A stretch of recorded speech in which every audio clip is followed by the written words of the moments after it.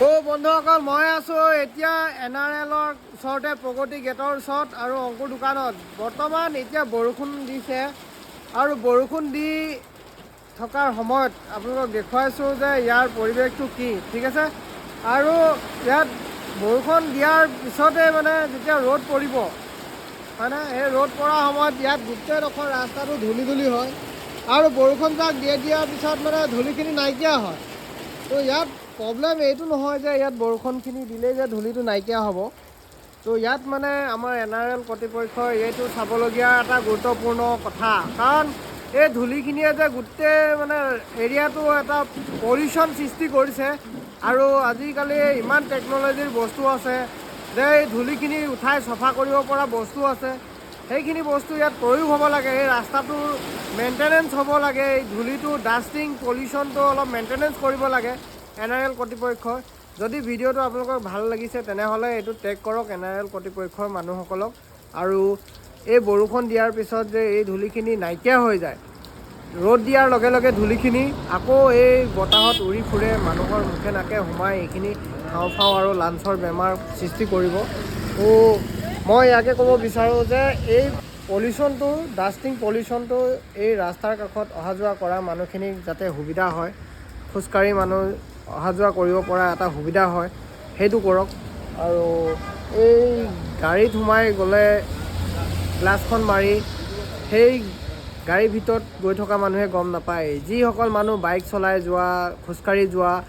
বা চাইকেলেদি যোৱা সেই মানুহসকলৰ বহুত এটা প্ৰব্লেম হয় চকুৱে নাকে মুখে ধূলি সোমায় কিন্তু এই বস্তুটো এতিয়া দেখিছেনে এইখিনি গোটেইটো এইটো ধূলিৰ ডাঠ লেয়াৰ এটা বহি গৈছে দোকানত যিকোনো বস্তু আপুনি বাহিৰত মেলি ৰখিব নোৱাৰে মানে ধূলিৰ কাৰণে বহুত পলিউশ্যন এইডোখৰ জেগা ভালো হৈছে এটা ফালৰ পৰা আৰু এটা ফালৰ পৰা ক'বলৈ গ'লে বেয়াও হৈছে কাৰণ যদি কোম্পানী ডেভেলপমেণ্ট হৈছে ঠিক আছে ইয়াত কিন্তু মানুহক যে ইয়াত যে মানে হাৰাশাস্তি হৈছে এই কথাটো আপোনালোকে গম পাইছেনে নাপায় কিন্তু মই ফেচ কৰিছোঁ আৰু এইটো কথা মই নিজে শ্বেয়াৰ কৰিছোঁ মোৰ কথাখিনি আৰু যদি মোৰ গতে আপুনিও যদি এই কথাটো ভাবিছে তেনেহ'লে ভিডিঅ'টো টেগ কৰক NRL কৰ্তৃপক্ষক আৰু ভিডিঅ'টো শ্বেয়াৰ কৰক যাতে এই বস্তুটো এই ধূলি নাইকিয়া হয় মই বৰষুণত তিতি ভিডিঅ' বনাইছোঁ কাৰণ বৰষুণটো দি দিয়াৰ পিছতে ধূলিখিনি নাইকিয়া হৈ যায় কিন্তু ৰ'দ যেতিয়া দিয়াৰ লগে লগে ইয়াত ধূলিখিনি আকৌ মানে একদম মানে এখন গাড়ী যোৱাৰ লগে লগে আপোনাৰ পিছফালে যোৱা মানুহখিনি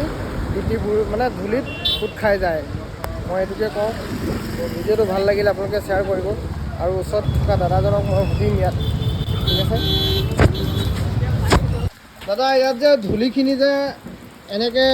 বেছিকৈ হৈ যায় সেই ধূলিটো ইয়াৰ পৰা নাইকিয়া কৰিবৰ কাৰণে মানে NRLে দায়িত্ব লোৱাটো ভাল নে বেয়া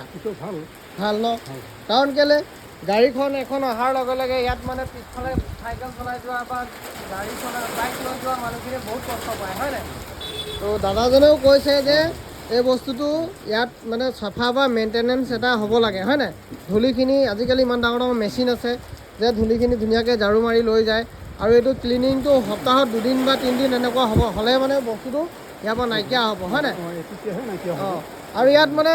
স্কুলৰ ল'ৰা ছোৱালীৰ পৰা ধৰি পেলাই সকলো বয়সস্থ মানুহলৈকে সকলোৰে প্ৰব্লেম হয় তো ভিডিঅ'টো ভাল লাগিলে আপোনালোকে শ্বেয়াৰ কৰক আৰু অতি সোনকালে এই ভিডিঅ'টো আপোনালোকে বহুত শ্বেয়াৰ কৰক এই NRLৰ তেল গৰমৰ NRLৰ যি ৰ'দ এই ৰ'দত মানে ধূলিত আপুনি অহা যোৱা কৰিব নোৱাৰে তো ভিডিঅ'টো ভাল লাগিলে শ্বেয়াৰ কৰক সোনকালে ধন্যবাদ